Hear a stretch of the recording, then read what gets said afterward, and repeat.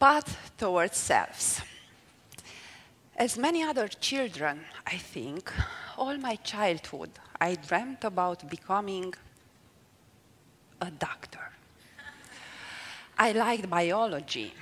I spent my daily allowance buying books, all kinds of books, many of them related to medicine, of course, most of them anatomy atlases. I was quite sure that I could become a brilliant neurosurgeon. The day came when I had to choose the profile of my high school. So I shared these thoughts with my parents. What do you think their reaction was? Yes, no, you will never pass the exam for getting into the med school. I was a good kid, a nerd actually. You can see that I'm still wearing my glasses. So I listened to them, and I started to think what I'm good at, what I was good at that time, and I discovered that my best skill, what I liked most, was to speak. But who might be a professional speaker?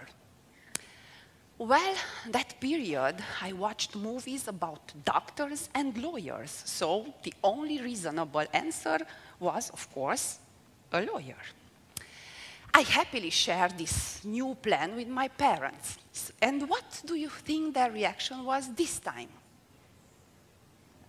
You're right. They tried to persuade me to choose the med school, because in their view, it was easier than law. But it was too late for that. And in that very moment, I decided to never listen to them again. And I never did. Of course, I remembered that when I failed my law school exam for the first time.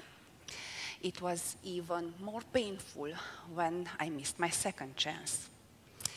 At least, it was a very valuable lesson about humbleness.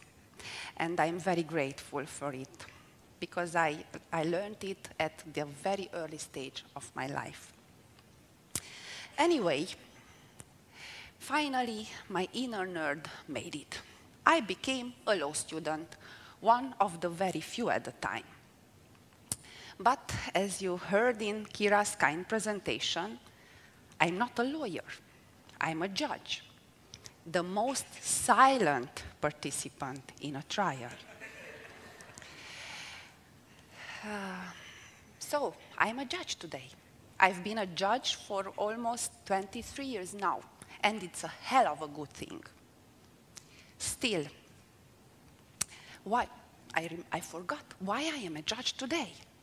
That was because one day, one of my former professors asked me to play the role of a judge in a mock trial, and I discovered that I like to be the one who decides. Still, I couldn't use my voice that much in my profession, because I had to listen mostly. But the universe heard my wish and put me one day in the path of the dean of my former faculty. And upon seeing me, this crazy idea occurred to him that I should teach civil procedure. Civil procedure, the fiercest topic, something I had to study a lot even after I graduated the law school. Well, he told me that a good professional, especially a good judge, is the most suitable person to do that, even if just by sharing his or her personal experience. On the first day of my class, I used to say to my students that civil procedure is nothing else than a set of rules about how to bring your case before a judge. You can use everything there is to know about substantive law, civil law, family law, labor law, etc. But it is useless if you don't know which court you should file your complaint with, what the content of your complaint should be, if you should be represented by a lawyer or you can represent yourself, and so on.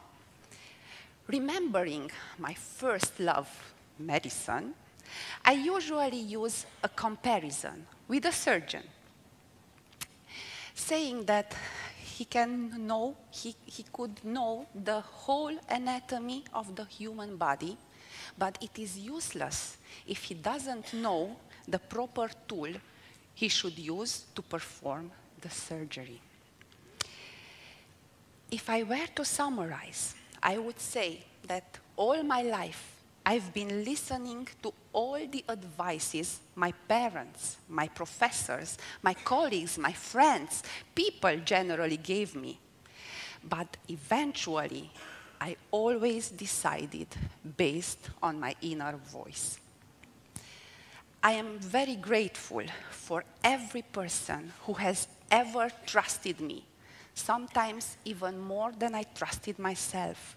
And I am enthusiastic to share this with my students, especially, helping others, and especially my students. After I had accepted to speak for TEDx, one of my former students called me up, saying that he'd just remembered the day when I asked him to participate in a mock trial. He was just as terrified as I was when I was asked to teach. I told him that he was a good speaker, considering the way he raised issues during my courses and sustained his arguments about certain topics. And he not just won that trial, but was designated as the best public speaker. I saw that potential in him, and I brought it to the surface. This is what teachers should do. Of course, you can't be right about everything. I encouraged him to become a judge, but he decided to become a lawyer. And he shared with me his first experience about being a lawyer before a judge, saying that his first real trial seemed easier to him than that mock trial he was forced to participate in. And that was because somebody trusted him in that very moment he needed it most. To conclude, he listened to me in a way, but he listened to his inner voice as well. Sometimes I suggest to my students to read some books, which I think illustrate what I want to say and share some values. One of my favorite stories is Master Colombre, of course, written by Dino Buzzati. I let you read that book. It's a manipulation, I know, but education is nothing else than a manipulation made in a certain ethical way. For now, I will just add that it is about not missing out on your opportunities in life because you allow others, especially your beloved ones, to silence your inner voice. If I would share with you all a lesson about paths toward our best selves, that would be listen and be grateful for any advice you get. But always listen to your inner voice as well. In return, pay attention to others, your students, your children, your colleagues, your friends, to be able to see their potential, help and support them to bring it to the surface. Thank you for listening, sharing, and supporting.